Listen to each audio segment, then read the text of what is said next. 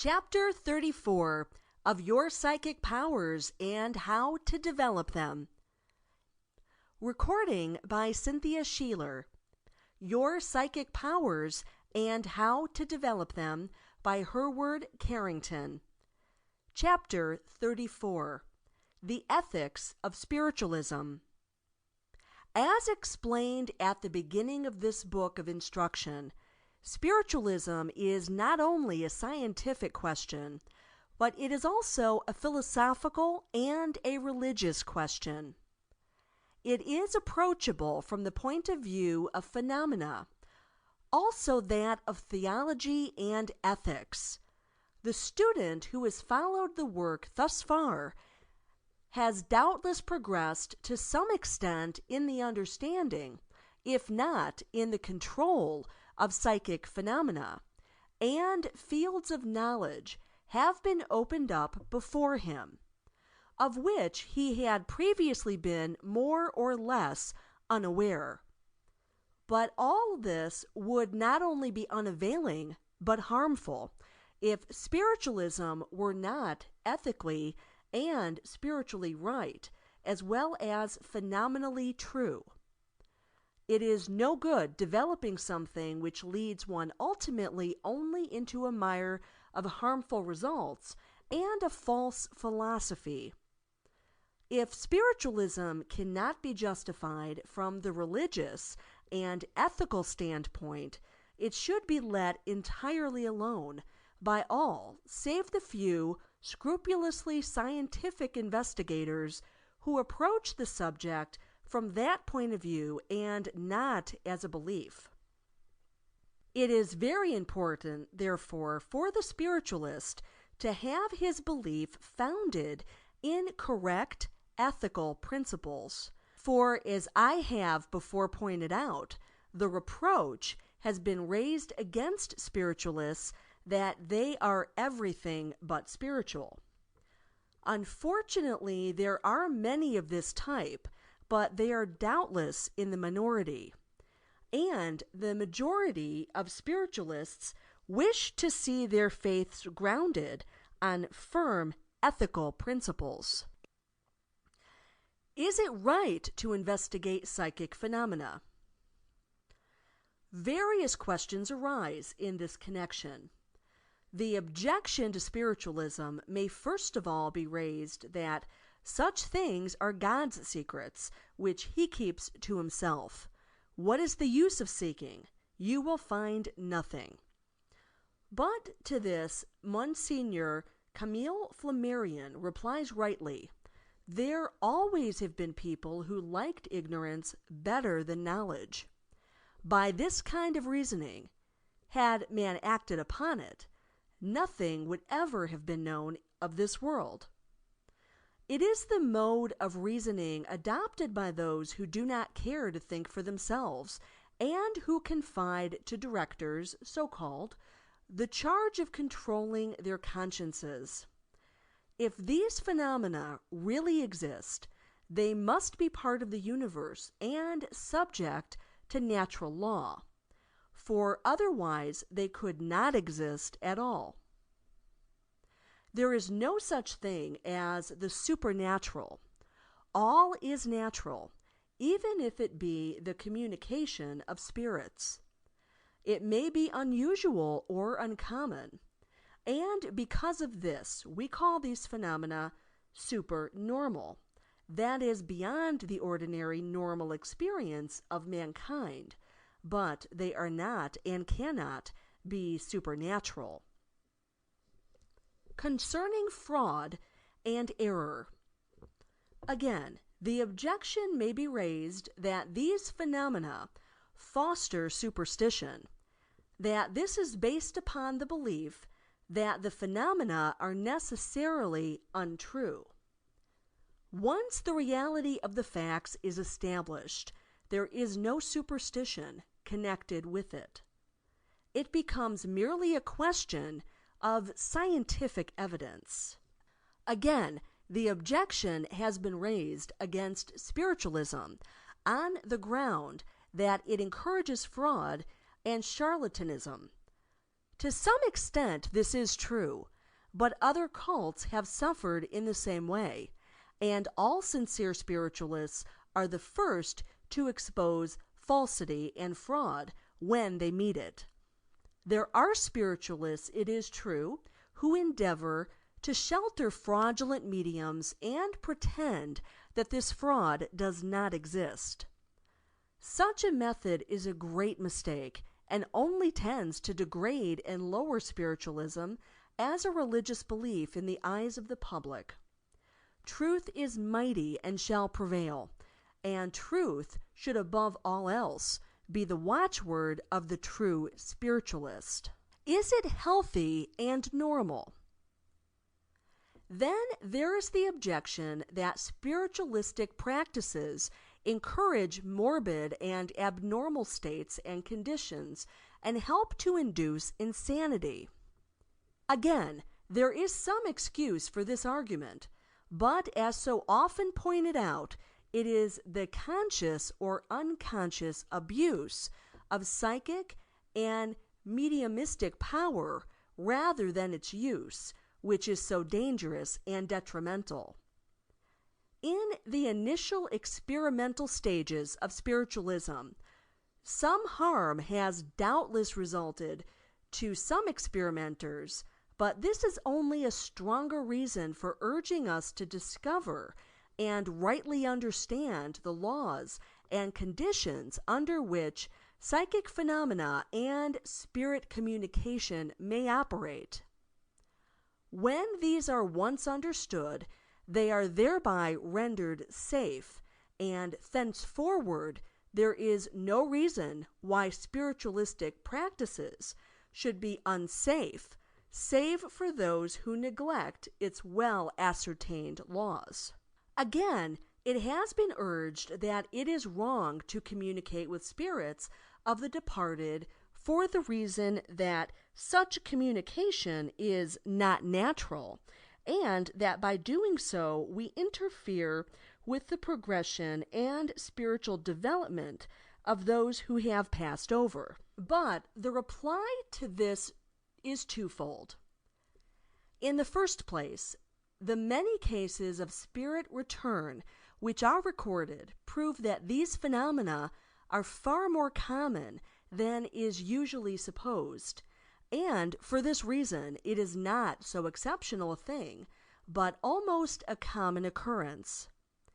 It partakes more of the nature of natural law than of the experimental or miraculous event.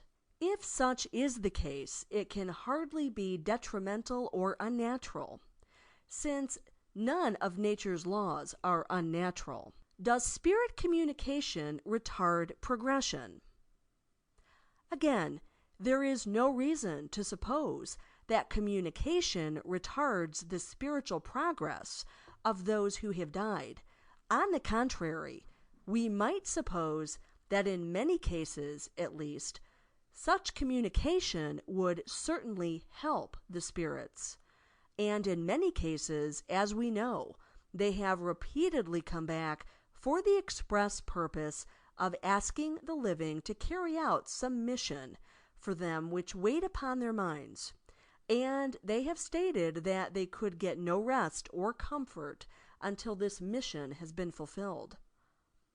There are many cases, again, as we know, wherein the returning spirits have requested help and the prayers of the living to assist them in their progress, and many spiritualists have devoted their lives to this work, namely assisting earthbound spirits and helping them in their natural spiritual progress. Many spirits have returned to impart certain information or to give counsel, warning, or advice to friends and relatives of theirs still living, and we cannot but believe that they are far happier in doing so than if they were obliged to stand by and see some unhappiness, accident, or catastrophe overtake their loved ones on earth, while they themselves were obliged to remain inactive. Were they still alive, they would like to feel that they had prevented such a catastrophe, and it is only natural to suppose that they continue to live in this way and continue to take an interest in their loved ones after they have passed over. In this way, spiritual communication becomes a natural and beautiful belief. Should the dead know our sorrows? This brings us to another important question from the ethical point of view, and this is that the so-called dead are in constant sympathetic communication with those still living, and that they, after they have died, have a knowledge of our lives, our trials, and our tribulations. Many religious persons contend that this is a very unethical belief, and that they should know nothing of those on this earth once they have died. Yet, this is surely contrary to all human sympathy and experience. A mother wrapped up in the interests of her child would surely prefer to remain near it and watch over, guard, and guide it, if possible, for a few years, rather than to desert it wholly and be totally ignorant of its life and progress. Yet, this is what Orthodox religion contends they should do. Spiritualism is far more ethical in this respect than the ordinary religious teachings, since it tells us that constant sympathetic rapport exists between this world and the next, and that there is no abrupt severing of the ties of human sympathy and love at the moment of death. This surely is a comforting thought for the bereaved. The ethical teachings of spiritualism. The religious teachings of spiritualism are otherwise far more ethical than those of any other religion. Instead of a world devoted to selfish personal progression, subject to the changeable whims of an external deity, we have in the teachings of spiritualism a perfectly consistent and scientifically founded religious faith, quite in accordance with the doctrine of evolution. All progress depends upon personal development.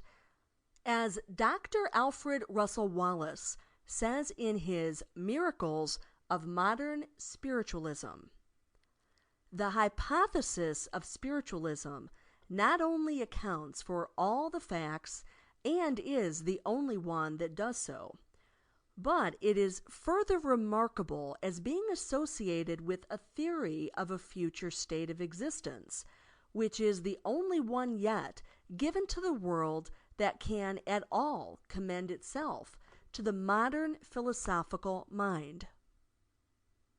The main doctrines of this religion are that after death, man's spirit survives in an ethereal body, gifted with new powers, but mentally and morally the same individual as when clothed in flesh.